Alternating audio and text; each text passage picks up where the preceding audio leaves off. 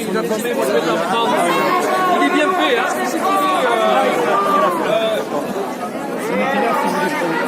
Moi j'en prends.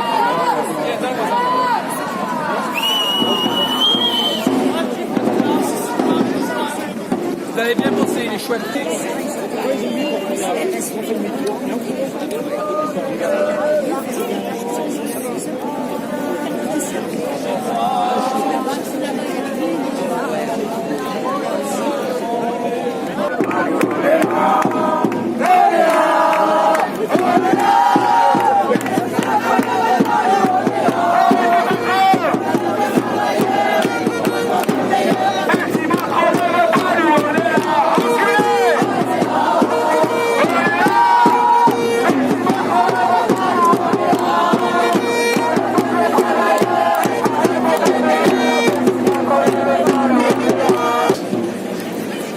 On s'y met à plusieurs pour lancer justement un très très gros appel.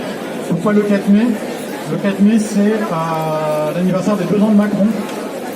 C'est une date assez symbolique. C'est aussi un samedi, donc pour nous c'est bien. Et c'est aussi dans la suite du 1er mai. On espère que le 1er mai, il y aura une très grosse mobilisation et qu'on va pouvoir durer comme ça jusqu'au 4 mai. Le 4 mai, ce qui est intéressant, c'est que c'est une date qui est assez lointaine, donc ça va nous permettre d'organiser les choses. Donc je vais vous lire l'appel, et à la fin de l'appel, si vous êtes d'accord, il y a un vote pour savoir si vous êtes pour ou contre. Voilà, je vous le lis. Depuis quelque temps, nous nous sommes laissés entraîner dans un piège.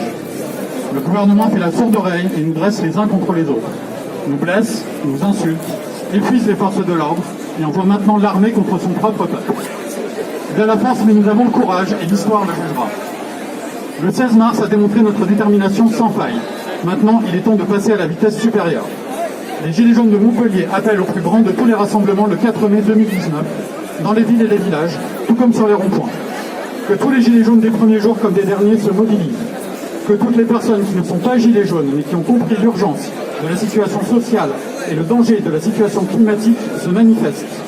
Que les étudiants s'emparent de leur avenir. Que les policiers, les militaires, les médias, les artistes, les intellectuels qui ne nous ont pas encore ouvertement soutenus jusqu'à présent surmontent leurs craintes et nous rejoignent. Le 4 mai, cela nous laisse quelques semaines pour nous préparer, pour faire les choses en grand, et surtout pour expliquer partout autour de nous que notre action est juste et nécessaire. Nous ne gagnerons pas sans celles et ceux qui nous soutiennent de loin. D'ici au 4 mai, tous les jours, nous irons vers les personnes qui hésitent encore. Qu'elles mettent un gilet jaune ou pas, peu importe, tant qu'elles ne ferment plus les yeux. La misère, la violence et la destruction criminelle de la vie sur notre planète sont directement produites par le système actuel. La seule solution raisonnable, c'est d'en changer. Le gouvernement nous fait croire depuis notre enfance qu'il suffit de voter pour changer les choses. Mais nous avons grandi et nous avons pris conscience de notre propre prison politique. Les élections vont avoir lieu et certains vont sans cesse nous demander notre consigne de vote. Nous leur répondons, notre consigne, c'est pas de consigne. Nous ne nous diviserons pas, nous ne tomberons pas dans vos pièges grossiers et nous n'aurons pas besoin de votre permission pour vivre, pour nous exprimer et pour voter nos propres décisions. Alors à tous les gilets jaunes présents ici, nous soumettons cet appel au vote à main levée et en faisant du bruit. Soutenez-vous l'appel de manifestation du 4 mai.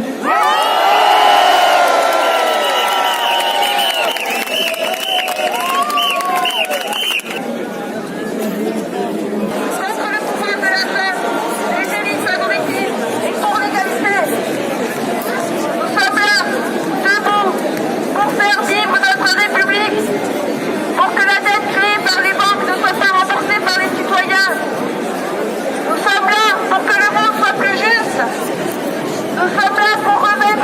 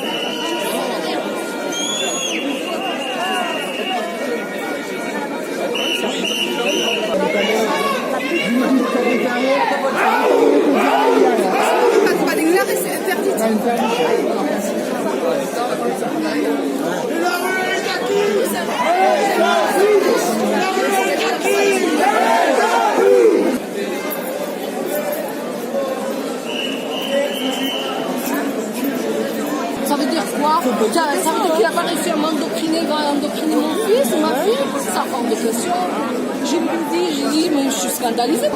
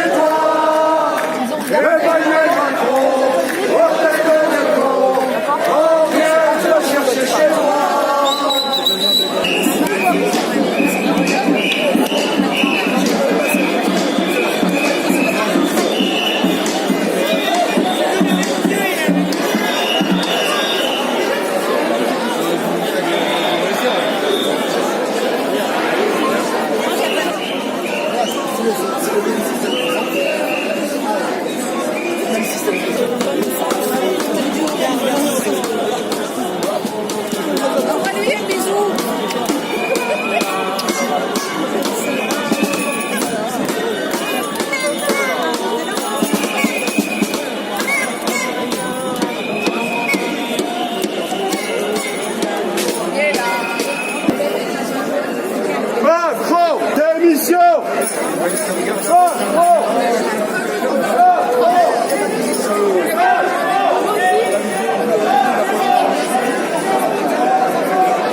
On est là! On est là!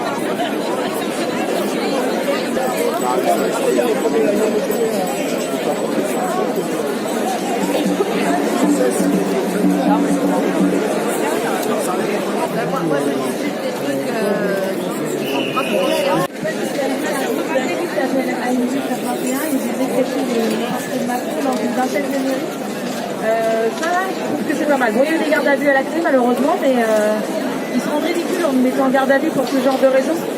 Donc je pense que ce type d'action peut nous permettre aussi de garder l'opinion publique avec nous, parce que le gouvernement, quand il nous met en garde à vue pour des raisons aussi ridicules, perd en crédibilité auprès de l'opinion publique. Donc on a à réfléchir sur ce type d'action non violente et qui vont aller dans ce sens, je pense. N'hésitez pas à prendre le micro si vous voulez. Là, effectivement, cette action est symbolique de la désobéissance civile. C'est que des gens savaient que décrocher un portrait de Macron dans une mairie, c'est illégal. Ils l'ont quand même fait en faisant le pari que si on les met en justice, on parlera d'eux et du coup ça provoquera une indignation collective et ça mettra ce sujet-là au centre des débats. Et donc à la fin, c'est quand même les militants qui ont fait quelque chose d'illégal et qui sont poursuivis pour ça, c'est eux qui gagnent, médiatiquement, politiquement et avec pas mal de soutien depuis.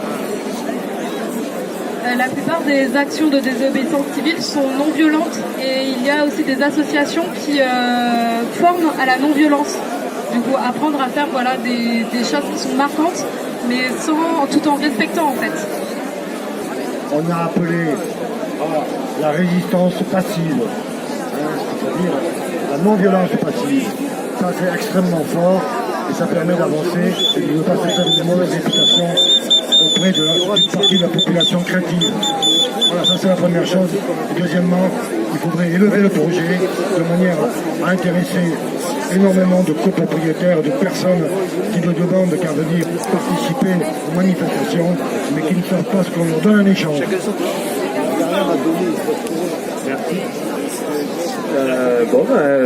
Pour moi, un soulèvement populaire réussi, il doit combiner 4 formes d'action.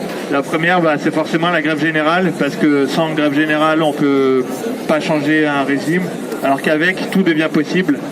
La deuxième, c'est la manifestation. Je pense qu'on n'est pas mauvais là-dessus, les gilets jaunes, hein, ça fait 20 fois qu'on le prouve. Et la troisième, c'est l'éducation populaire. C'est ce qu'on essaie d'incarner aujourd'hui en vous proposant des espaces où vous pouvez vous exprimer, où vous pouvez débattre. On n'est pas obligé d'être d'accord, mais c'est quand même sympa de pouvoir discuter librement sur l'espace public.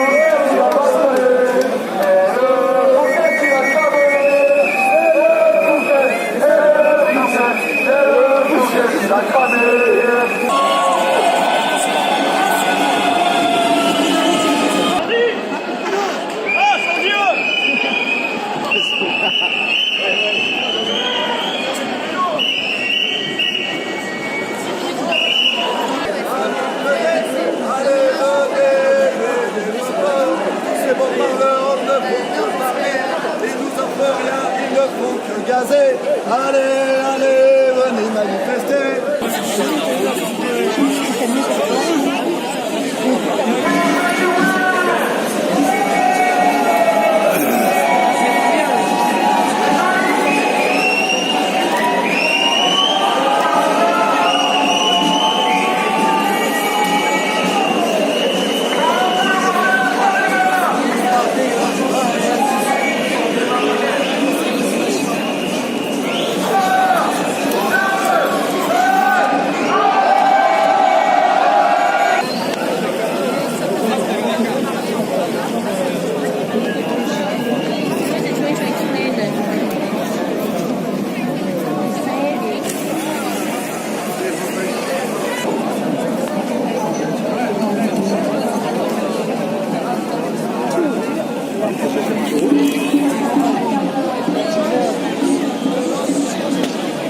Devant vous, vous avez les fraudes aux allocations familiales. Ça fait 300 millions d'euros par an. Ça peut paraître beaucoup, mais c'est pas grand-chose si on les compare à la fraude à l'impôt sur le revenu, qui est de 17 milliards d'euros par an. Donc pour frauder à l'impôt sur le revenu, il faut avoir beaucoup de revenus au point de payer des impôts et au point de pouvoir frauder là-dessus. C'est-à-dire que finalement, on se rend compte que les riches fraudent beaucoup plus que les pauvres. Voilà pour la première idée reçue. La deuxième idée reçue, c'est que ce serait que le trou de la Sécu serait dû aux arrêts maladie injustifiés. Donc vous avez là, hop là le petit bout de scotch, ça représente les arrêts maladie, les fraudes aux arrêts maladie. Juste à côté, on a le travail non déclaré, donc en gros le travail au black, des patrons qui ne veulent pas cotiser, qui veulent employer des gens mais sans participer à la société. Donc voilà, 14 milliards d'euros. Et à côté, on a le déficit de la sécurité sociale qui est de 5 milliards d'euros chaque année. Donc en gros, pour résumer, si les patrons ne faisaient pas du travail au black, la France aurait 14 milliards d'euros chaque année en plus, ce qui pourrait combler le déficit de la sécurité sociale qui est de 5 milliards d'euros. Donc voilà, l'argent il existe, il est là, il faut juste aller le prendre dans les poches de ceux qui l'ont et qui ne veulent pas forcément participer à l'effort collectif. La troisième idée reçue, ce serait que la France irait mal à cause de ceux qui fraudent au RSA. Donc c'est toujours la même idée. Hein. Là on a mis la fraude au RSA, c'est moins d'1 milliard d'euros chaque année. Juste une précision, si vous voulez avoir les sources, on a toutes les sources qui sont officielles, on n'invente rien, on a des chiffres publics. Et vous pouvez repartir avec les chiffres de l'atelier chez vous, donc n'hésitez pas à venir nous les demander. Donc voilà, la fraude au RSA, elle est là. La fraude patronale, elle est de 27 milliards d'euros chaque année. Donc on parle de l'impôt sur les sociétés, 27 milliards d'euros. Voilà, en gros, chaque scotch représente les chiffres dont je vous parle. Donc en gros, 10 milliards d'euros, ça ferait 1 mètre. Là, on est à 27 milliards d'euros, donc ça fait presque 3 mètres. Et les aides sociales non demandées, parce qu'il faut savoir qu'il y a des milliers de Français, ou peut-être même des centaines de milliers, qui ont le droit au RSA, aux APL et aux allocs, sauf que ils sont pas trop au courant, ils sont hors radar, comme on dit, parce qu'ils savent pas que tous ces dispositifs d'aide sociale existent. Et quand on cumule tout ça, en aide sociale non demandée, la France ne donne pas aux Français qui pourtant en auraient le droit, ne leur donne pas presque 11 milliards d'euros chaque année. Donc voilà, c'est pour dire que ceux qui sont au RSA, ils fraudent très peu. En tout cas, ils fraudent pas autant que le grand patronat. Et que s'ils demandaient toutes leurs aides sociales, la France aurait sûrement moins d'argent. Idée reçue numéro 4, on ne peut pas accueillir toute la misère du monde.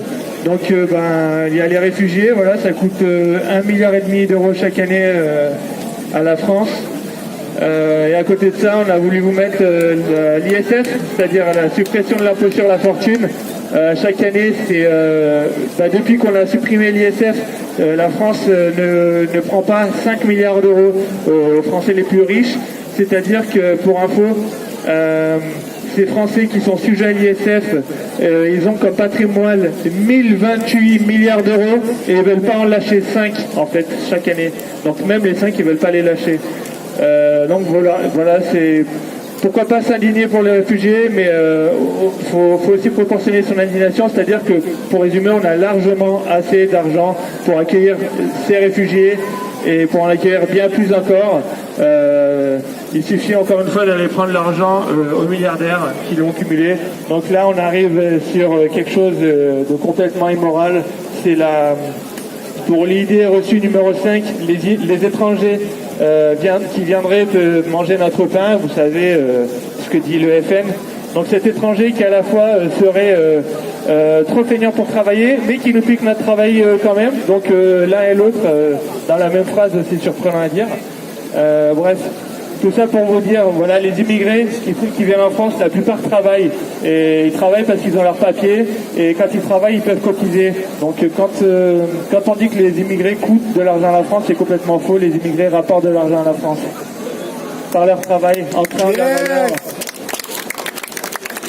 Voilà. Par contre, à côté de ça, vous avez les 3 Français les plus riches qui cumulent à eux seuls, je parle bien de 3 Homo sapiens sapiens, 152 milliards d'euros. Donc 73 milliards d'euros pour Bernard Arnault, 40 pour Wertheimer, c'est la maison Hermès, et 39 pour Dumas. Voilà, tout ça pour vous dire que c'est juste indécent. Comment ça peut être légal, moral aujourd'hui d'être milliardaire et d'avoir 73 milliards d'euros en France. Encore une fois, ces gens-là sont dans l'évasion fiscale, ils ne payent pas tous leurs impôts en France. Voilà, tout ça pour dire que voilà, c'est plutôt un scandale, effectivement, l'argent il est là, et croyez-moi qu'on ne devient pas milliardaire avec la sueur de son propre front, on le devient forcément en exploitant la sueur du front des autres. On a fait un petit calcul l'autre jour, on s'est amusé à calculer que si vous passez 40 ans de votre vie au SMIC et que vous avez la chance de vivre 30 ans après vos 40 ans de travail, c'est-à-dire 40 ans au SMIC et 30 ans de retraite, vous ne serez même pas à 1 million d'euros gagnés dans toute votre vie, vous êtes à 960 000. Et donc sans compter tout ce que vous avez dépensé dans votre vie, donc voilà, le travail ne paye pas, malheureusement, ça m'embête de le dire, mais c'est vrai. Et ce qui paye aujourd'hui, c'est l'investissement, c'est d'être rentier, c'est-à-dire de ne pas créer de la valeur, mais d'amener juste de l'argent, de le faire spéculer, de faire de l'argent avec de l'argent. Voilà ce qui paye aujourd'hui. Voilà, et puis à côté de ça, il y a les intérêts de la dette publique, c'est-à-dire que chaque année, la France, quand elle essaye de rembourser sa dette, elle paye des intérêts sur sa dette, c'est-à-dire que c'est un vrai scandale. En fait, notre pays n'a pas le droit d'emprunter à la Banque Centrale Européenne à taux zéro, c'est-à-dire qu'il est obligé d'emprunter à des banques privées qui elles-mêmes, par contre, ont le privilège de pouvoir créer la monnaie, en tout cas emprunter à taux zéro à la Banque Centrale Européenne. Donc c'est un vrai scandale, j'attire votre attention là-dessus parce que ce petit détail, il coûte quand même 40 milliards d'euros chaque année à la France. Donc là, je ne vous parle même pas de payer la dette, je vous parle de payer les intérêts de la dette. Donc les intérêts qui sont complètement illégitimes. C'est-à-dire que si on n'avait pas ces intérêts de la dette à payer depuis pas mal d'années, et ben cette dette, elle aurait déjà été réglée depuis longtemps. Donc voilà, encore une fois, ne tombez pas dans ce piège de l'idée qu'il faudrait travailler plus, réduire les coûts, attaquer nos services publics pour pouvoir rembourser cette dette. Cette dette n'est pas légitime et c'est ni à vous ni à moi de la payer. Merci.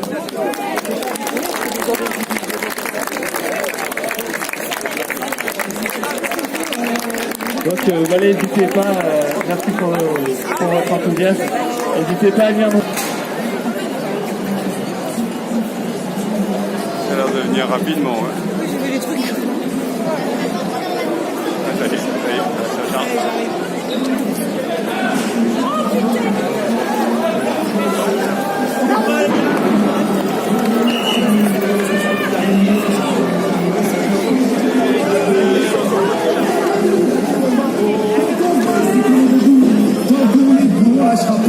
La rage de vaincre tout dans Noël.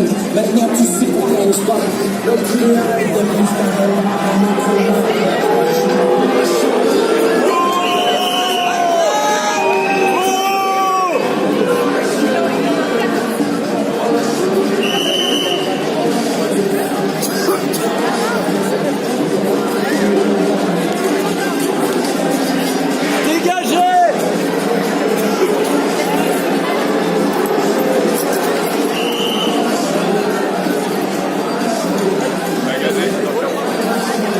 Regardez.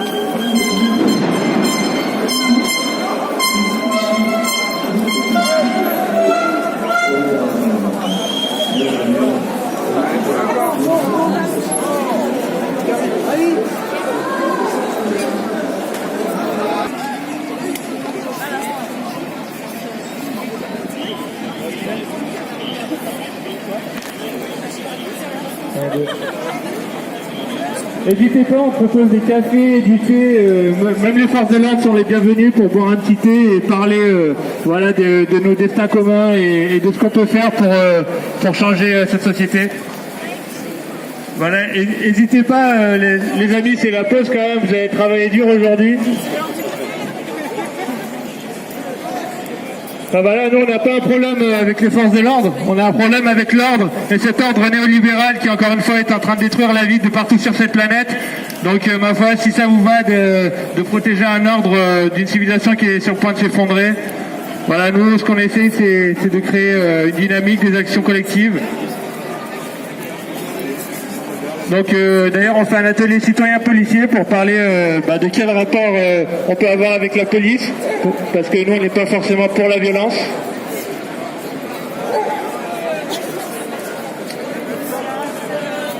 Mais malheureusement, être non violent, aujourd'hui ça ne suffit plus à être en sécurité sur l'espace public français, puisque les forces de l'ordre ne choisissent pas forcément toujours à qui ils envoient les bombes lacrymogènes.